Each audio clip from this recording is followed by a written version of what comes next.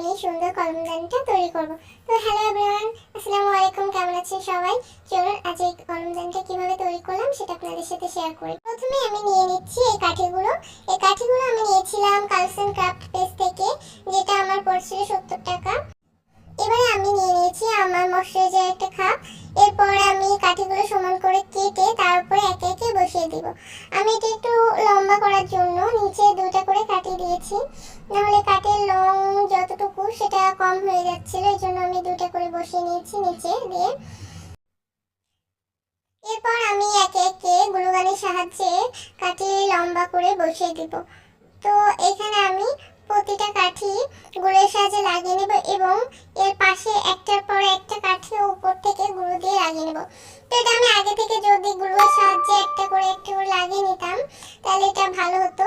আমি আগে থেকে খাপে লাগিয়ে নিয়েছি, তো আমি ফার্স্ট টাইম করছি, এই জন্য আমার একটু ভুল হয়েছে।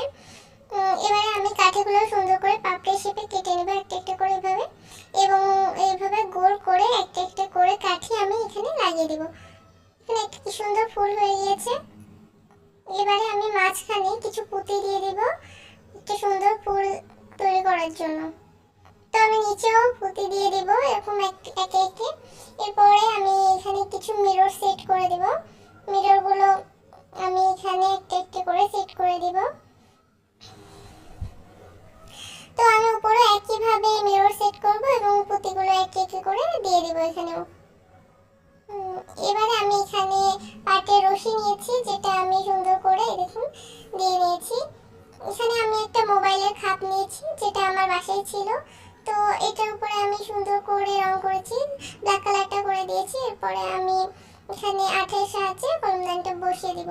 তো এখানে আমি একটা আমার মিরর ছিল, যেটা আমি ক্লে দিয়ে আগে থেকে সুন্দর করে ডেকোরেশন করেছিলাম। তো এটা আমি এর পাশে বসিয়ে দিচ্ছি।